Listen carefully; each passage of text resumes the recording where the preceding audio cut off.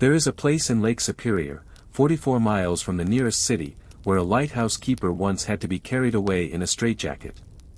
Not because of a storm. Not because of a shipwreck. Because of the silence. For 80 years, men lived on a spit of stone barely wider than a city sidewalk, surrounded on every side by cold water and nothing else, and some of them didn't come back the same. This is the story of America's most isolated lighthouses, the ones so far from land, so far from help, that keeping the light burning meant risking everything just to survive the isolation itself. For most of us, a lighthouse is a postcard. A white tower on a green hill, a picnic spot, a photo op at sunset.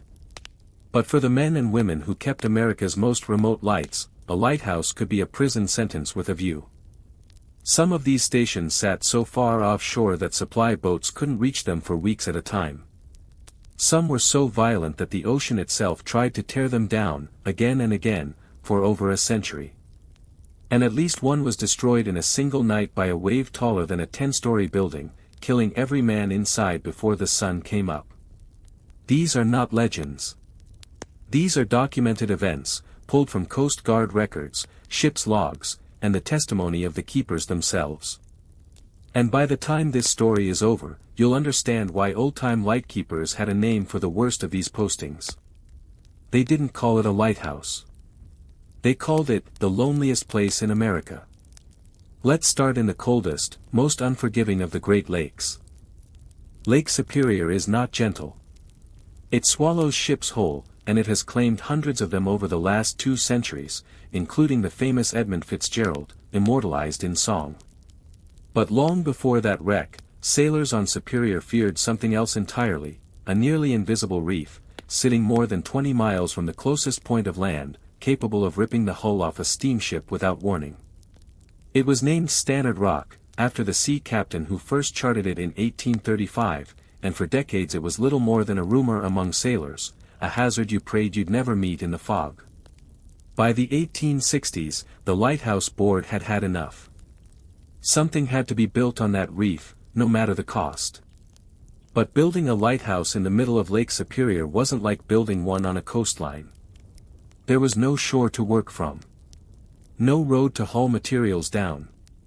Every stone, every timber, every tool had to be brought in by boat, across open water, and then somehow anchored to a shelf of rock that was underwater more often than not. Construction began in 1878. It would take 5 brutal years, fighting through Superior's legendary November gales, before the light was finally lit in 1882. When it was finished, engineers ranked it among the top 10 engineering achievements in American history.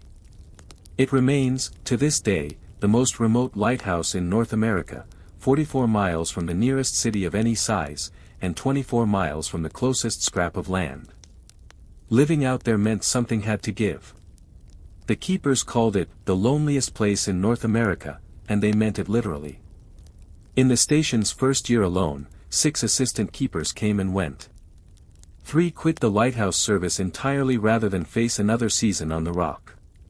1 lasted 3 weeks. Imagine that. 3 weeks of isolation was enough to end a man's career on the spot. But not everyone broke. One keeper, a man named Lewis Wilkes from nearby Marquette, somehow found a way to endure it for 20 years, from 1936 to 1956, longer than anyone else in the light's history. At one point he stayed on the rock for 99 consecutive days without setting foot on solid ground. 99 days, surrounded by water in every direction, watching the same gray horizon month after month.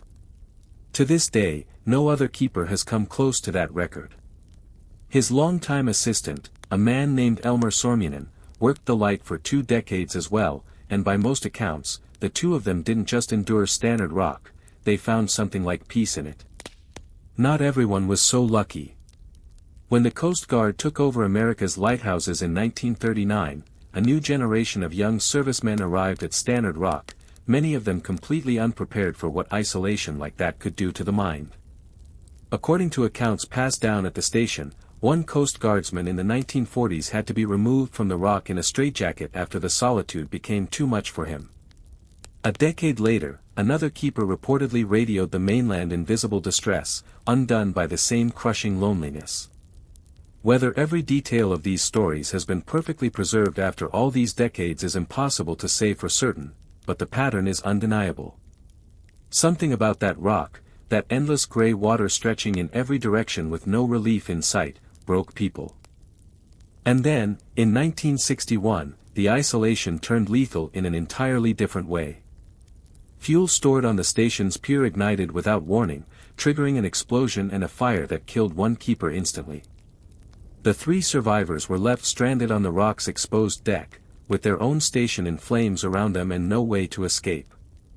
For 3 full days, they waited, no rescue boat, no working communication, nothing but the open lake and the wreckage of their own home, until a passing vessel finally spotted them and pulled them to safety. The following year, the Coast Guard automated the light, and the era of human keepers at Stannard Rock came to an end. You might think that would be the end of the story. It isn't. Stannard Rock's very isolation, the same quality that broke keepers for 80 years, has made it scientifically priceless today. Because it sits so far from any shoreline, so far from any city's heat or light or interference, researchers have realized that Stannard Rock is one of the only places on the entire lake where you can measure Superior's water temperature, wind speed, and wave patterns in something close to a pure, undisturbed state. What was once the loneliest place in North America is now a critical outpost for tracking how climate change is reshaping the largest freshwater lake on Earth. The keepers are gone, but their impossible posting still serves a purpose no one could have predicted in 1882. If Stannard Rock represents isolation by distance, our next lighthouse represents something else entirely, isolation by violence. Because being far from land is one kind of danger. Being close to land, but utterly at the mercy of the ocean trying to destroy you, is another kind altogether. Off the coast of Oregon, just over a mile from the mainland, there's a jagged, black basalt rock jutting out of the Pacific like a broken tooth.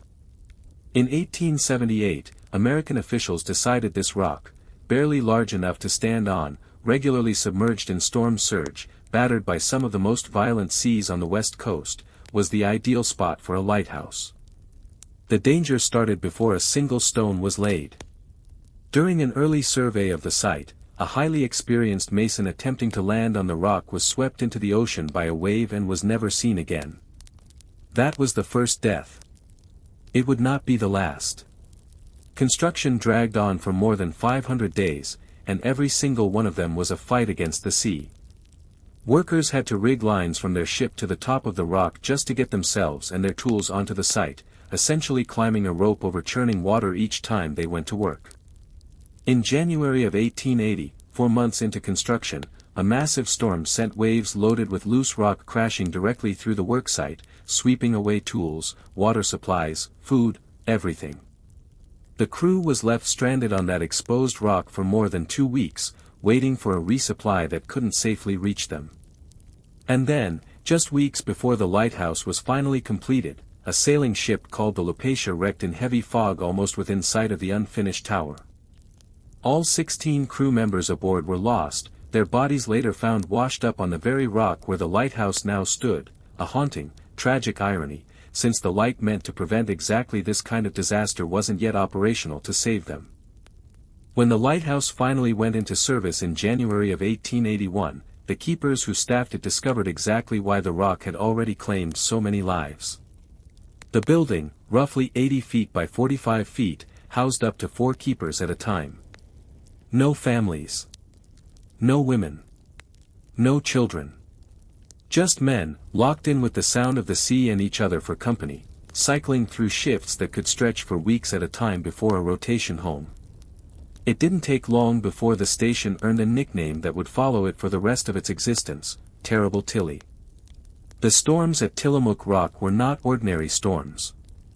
In August of 1911, a keeper named Henry Jenkins slipped while painting the exterior of the tower and fell 35 feet onto the rocks below, becoming the 18th recorded death connected to the lighthouse.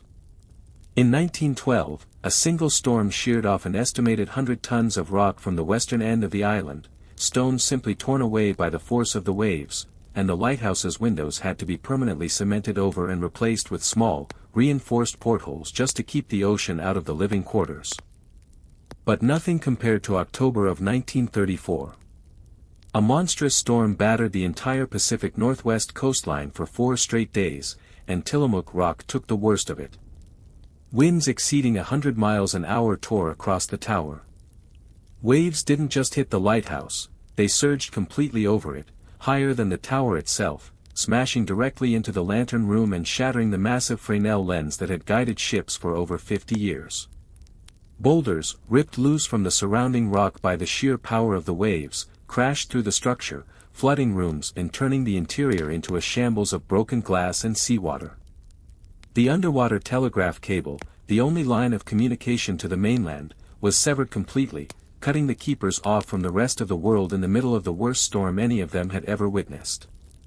It was only through the ingenuity of a keeper named Henry Jenkins, no relation to the man who died decades earlier, who managed to cobble together a makeshift transmitter out of spare parts, that the men were finally able to signal for help and let the mainland know they were still alive. The lens that storm destroyed was never fully replaced. From that point forward, Tillamook Rock operated with a diminished light, a lighthouse that had been, quite literally, wounded by the ocean it was built to warn ships away from. Terrible Tilly finally went dark for good in 1957, after 77 years of service. In a final, haunting entry in the station's logbook, the last keeper, Oswald Alec, wrote a farewell to the lighthouse itself, thanking it for its decades of faithful service and returning it, in his words, to the elements. What happened to the building afterward is almost stranger than its years of active service. It passed through a series of private owners, before finally being converted, in 1980, into something called Eternity. Construction on St. George Reef Lighthouse began in 1882, and almost immediately, the ocean made its opposition clear. Workers lived aboard a converted schooner anchored near the rock, and to get to the worksite each day, they had to ride a small platform strung along a cable, essentially a zip line stretched between the ship's masts and the reef, with nothing beneath them but open, churning water. The crew used explosives to blast the top off the rock and carve out a stable foundation, then hauled 6-ton blocks of granite into place using cargo nets and derricks, piece by piece, for years. Waves repeatedly swept men clean off the rock. At least one worker fell to his death during construction. Others simply couldn't take it, several suffered what were described as complete mental breakdowns, and many more requested transfers or walked off the job entirely the moment they got back to shore. It took nearly 10 years to finish. When the light was finally switched on in October of 1892, the final cost came to over $700,000, more than double the original budget, and more money than had been spent building the Statue of Liberty just 6 years earlier. Adjusted for inflation, it's the equivalent of over $26 million today, for a single lighthouse standing on a rock barely a third the size of a football field. You would think that kind of investment would buy safety. It didn't. Over the decades that followed, at least 5 keepers lost their lives at St. George Reef, along with additional deaths among the crews transporting supplies to and from the station.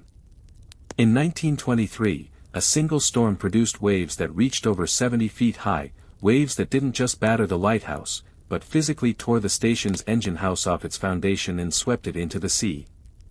In 1951, tragedy struck again when 3 Coast Guardsmen drowned after the rope lowering their boat down from the rock snapped without warning, dropping them into the freezing water below. St. George Reef earned a reputation as not just the most expensive lighthouse in America, but the most dangerous one on the entire West Coast. It was finally automated and its keepers withdrawn in 1975. Today, the tower still stands, but decades of neglect have taken a visible toll, leaking lantern rooms, rusted railings, rotted flooring, and a small preservation society is now racing against time, and against the very ocean that made the lighthouse necessary in the first place, to save what remains before it's lost for good. Every lighthouse we've covered so far represents a slow grind, years of storms, decades of isolation, keepers pushed to their limits over long stretches of time. But our final story is different. It's not about endurance. It's about how, in the space of a few minutes, the most remote lighthouses in America can simply cease to exist. On the southwestern tip of Unimak Island, deep in Alaska's Aleutian chain, sat a lighthouse called Scotch Cap. Along with its sister station, Cape Sarichef, 17 miles away, it was considered one of the most isolated postings in the entire United States lighthouse service. For years, the only neighbor the keepers had was a lone trapper living 10 miles away. The isolation was considered so extreme that keepers weren't even permitted to bring their families to live with them, a rule reserved for only the harshest postings in the entire system. In one remarkable account, a keeper stationed at nearby Cape Sarichef once walked the entire 263-mile perimeter of the island on foot, simply for the chance to meet a schoolteacher at a distant cannery. That's what isolation looked like on Unimak Island. In the spring of 1946, 5 men were stationed at Scotch Cap. World War II had just ended. They had survived a war that claimed millions of lives around the world, and their lonely posting on this remote Alaskan island was scheduled to end within a few months. They had every reason to believe the worst was behind them. At 1:30 in the morning on April 1, 1946, the earth ruptured roughly 90 miles south of the island, deep within the Aleutian Trench. It was a massive earthquake, estimated at magnitude 8.1 or higher, one of the most powerful ever recorded in the region. An enormous section of the ocean floor lifted violently, displacing an almost unimaginable volume of seawater in an instant. What followed was a near-field tsunami, a wave generated so close to shore that there was no time for any warning, no time for evacuation, no time for anything at all. At 2:18 in the morning, less than an hour after the earthquake struck, a wave estimated at well over 100 feet tall, by some measurements, closer to 130 feet, roughly the height of a 13-story building, slammed directly into the Scotch Cap lighthouse. The structure, built from reinforced concrete and believed by many to be nearly indestructible, was obliterated in seconds. When the water receded, nothing remained of the lighthouse but its foundation. All 5 men inside were killed instantly. It remains, to this day, the deadliest disaster to ever befall a land-based Coast Guard station in American history. The same tsunami that erased Scotch Cap Lighthouse didn't stop there.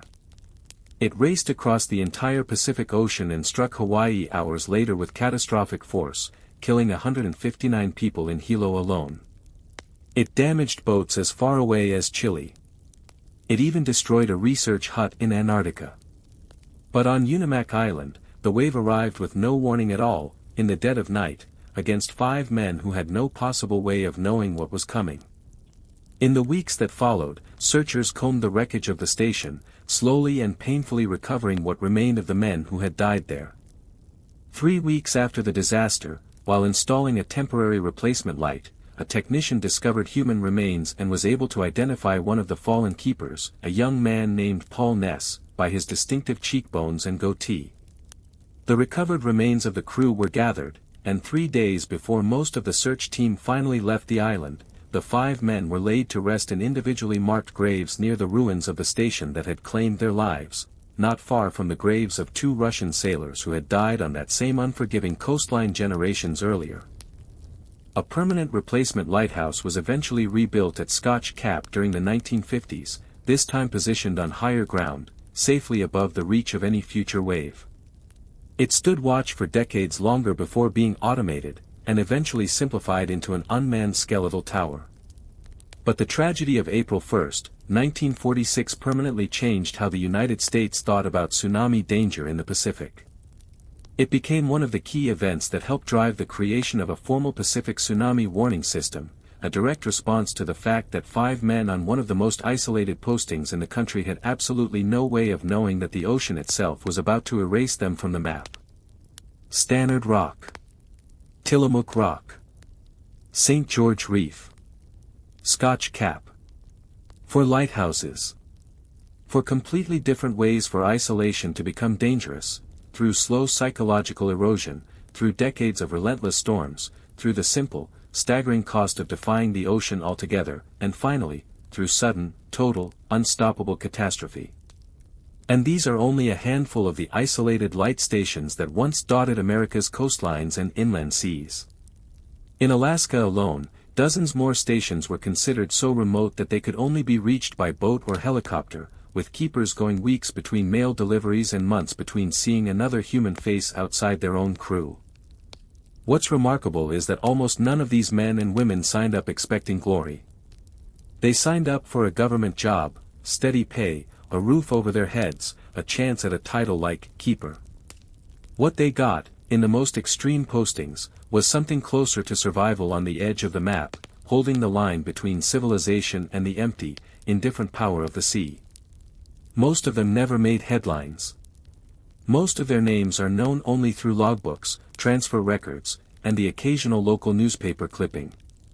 But every single ship that safely passed through Unimak Pass, every steamer that avoided the Dragon rocks off Crescent City, every vessel that gave Stannard Rock's hidden reef a wide berth in the dark, all of it happened because someone was willing to live in the loneliest places in America, just so someone else, a stranger they would never meet, could make it home. If you had to choose, could you have lasted even one winter in a place like Stannard Rock or terrible Tilly, cut off from everyone you know, with nothing but the sound of the sea for company, or do you think total isolation like that would have broken you long before the season was over?